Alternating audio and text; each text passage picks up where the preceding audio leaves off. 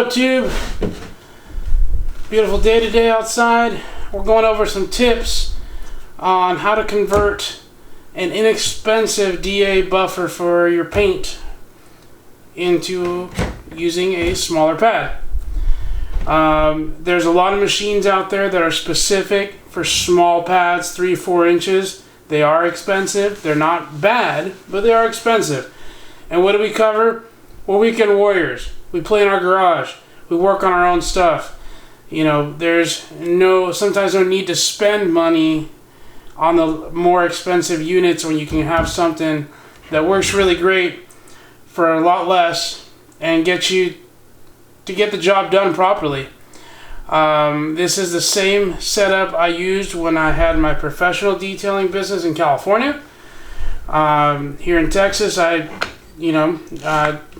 not doing it professionally anymore. I still do it on my own vehicles. So I'm just sharing tips I've learned from good friends that have had and still do have very successful detailing companies, automotive detailing companies in California and other places. This is a Harbor Freight DA. Very simple tool. It's been very reliable for me. This one's 3 years old. I have one with a small pad. I have another one that's 5 years old that has a larger 5-inch pad. And my third buffer is a nicer, newer one I got late last year. It's a longer throw. It's a 50 millimeter throw. So the throw is the distance, this part, the rotation, the DA rotation. The longer throw is good for larger panels like hoods. So I have a medium throw is generally what the 15 millimeter is, and I'll show that one off at another time.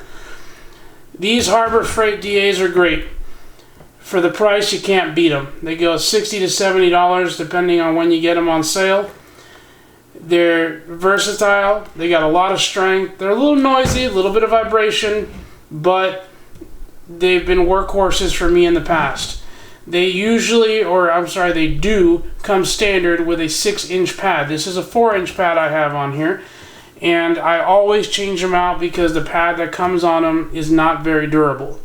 It'll get you by if you're not doing a lot of work, but if it's something that you want to actually go out and do business with or use well and have good feedback off of it, I do suggest changing the pads. The reason I'm changing this 4-inch pad to this 3-inch pad, you can see the difference there, is it's easier to find 3-inch pads.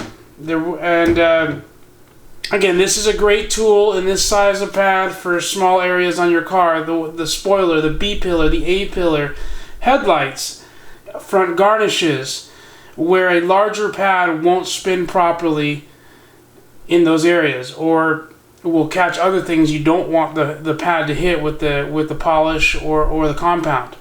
So, what have I done to this to modify it? This does come with a tool. All these come with a skinny wrench that fits in there at the 9/16 measurement. Okay, I made this wider, I would say about a third wider, using a rotary Dremel style tool, my Milwaukee tool. I made this wider to allow a standard 9/16 wrench out of the toolbox to fit in there. So basically, wrench goes in, you'll feel it grab. Once it grabs, you know you're grabbing because you can rotate it like that. Just grab it, and you're just counterclockwise, lefty, sorry. And to loosen it, like an oil filter, it's hand tight.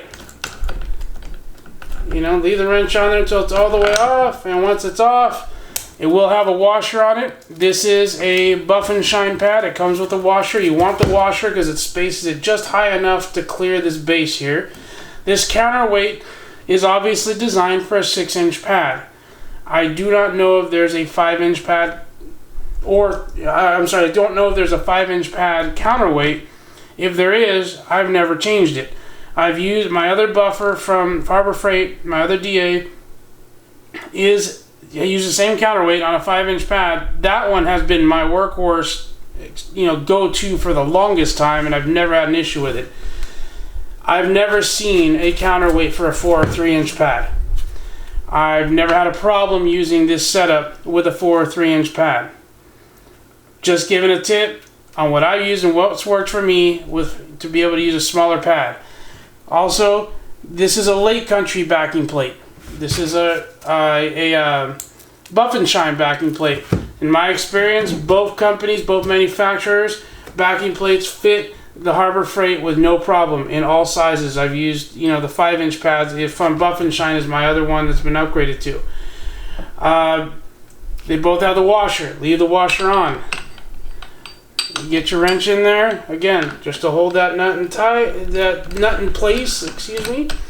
And once you get snug, just hold the wrench, snug it up good, and that's it. You see, like I said, allows you to use a regular wrench in there. I lost my tool a long time ago. It was a flimsy tool anyways.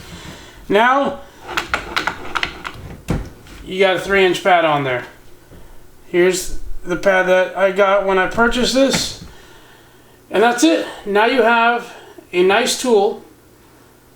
I had a nice tool before, but if this was a standard, now you have a small pad, 3-inch. This works way better than a drill with a 3-inch adapter on it. Variable speed, DA, to do the smaller areas on the paint, and it's killer on headlights.